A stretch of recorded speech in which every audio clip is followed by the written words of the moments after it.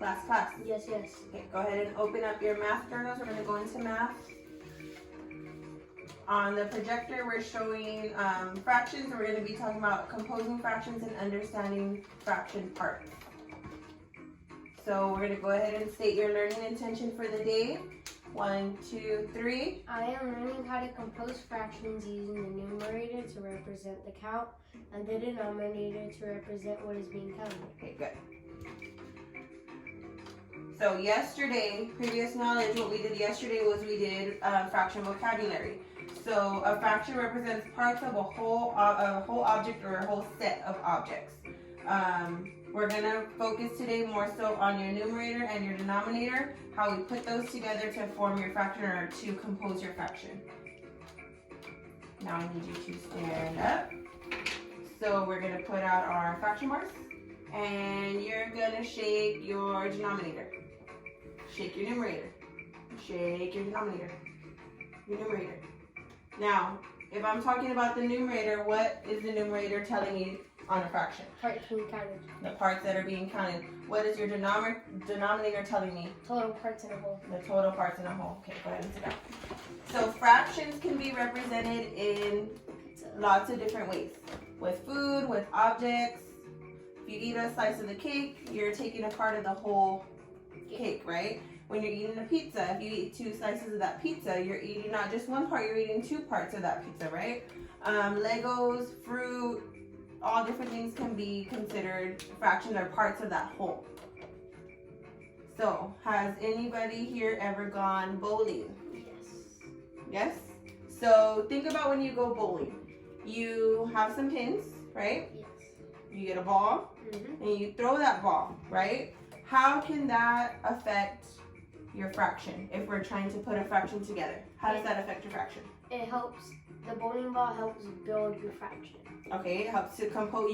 That can be used to compose your fraction, because if you just have pins and you don't have a ball, are you really making a fraction? No, you're not. Good. Okay, so we're going to do some virtual bowling, okay? So, take a look at the bowling alley that we have here, okay? Can you tell me what would the denominator for our fraction be? Tell me what a denominator is again. The denominator is a total number of parts in a whole. Total number of parts in a whole. So we're talking about, if this is our fraction bar, where is our denominator going to live? The bottom. This bottom half, okay? So can you tell me, using this picture, what would our denominator be? 8. 8. Why would it be 8? Because there's 8 pins. There's 8 total pins, right, for our fraction. Good. Okay, now, I throw my ball, right? I hit 1, 2, 3 of those pins, okay? Now, using that number, how many pins fell? 3. 3 pins fell. So what would our numerator be? 3 eighths. What would the numerator be? 3. 3. So, now what would my fraction be called at that point? 3 eighths. 3/8. Good. So the numerator lives where? On top. On top. Good. So 3/8, that would be my fraction.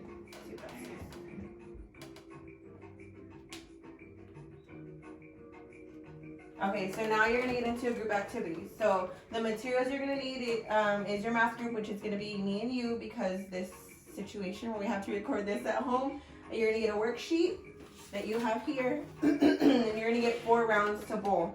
You're going to get a ball, which those will be in here, so you just grab a ball when you bowl, okay? You're going to have a person that's going to rack your pins, so that's going to be me.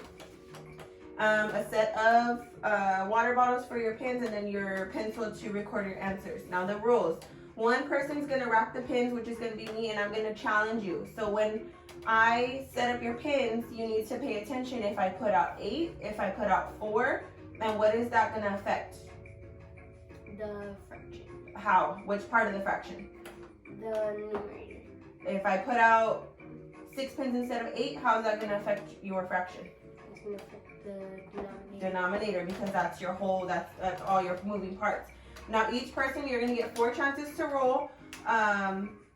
You're going to just X out however many water bottles fall. You're going to X them out, okay? And then you're going to compose your fraction, which has a place on your sheet for you to compose your fraction.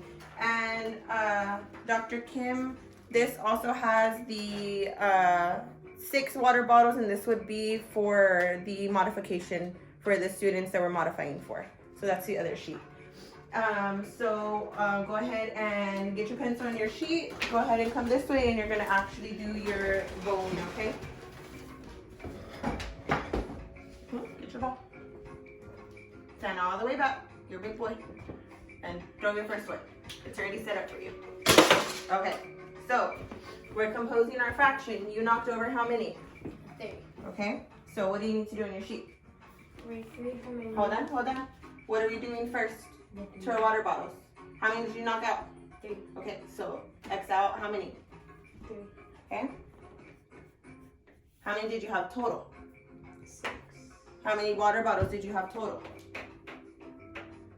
8. Remember, you have to pay attention to that. So what is your denominator? Okay. How many did you knock over? 3. Good. Okay, hold on. Fill in, yeah, your numerator. Okay. Remember, you want to pay attention to how many pins are up because that's going to make your denominator. Go ahead and do it again. Oh, good one. Okay. So, what was your denominator? What was your total? 8. Good. How many did you knock over? 5. Okay. Put 5. Yeah. X out your 5. Good. Put your 5 on your numerator. That's how you're composing your fraction. That's how you're putting your fraction together.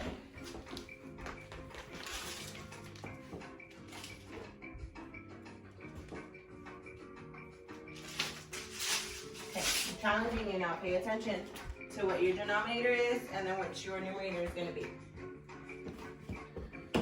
Oh. What would your fraction be? 6. Okay, what would your numerator be? 1 whole. Did you knock over all of them?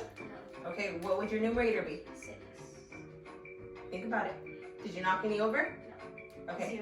0. Okay, so what was your third attempt? Go ahead. So remember, make sure you want to take out, how many did you have as your whole? 6. Good. So you want to take these out, right? These don't exist right now. You have 6. How many did you knock over? 0. Okay. And what was your numerator? 6. Okay. So we're gonna pause right there. Go ahead and have a seat for me, or actually put your materials in your reusable bag and then have a seat.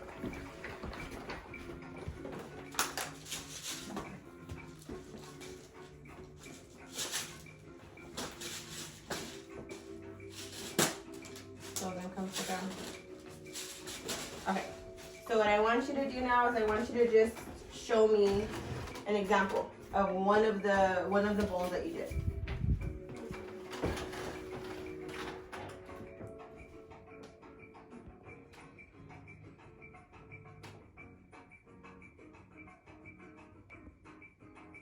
Okay. How many did you knock over? Logan, how many did you knock over? That's all I want to know. You're showing me an example.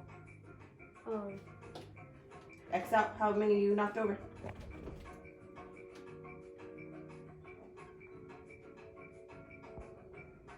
Okay. And then can you write your fraction for me?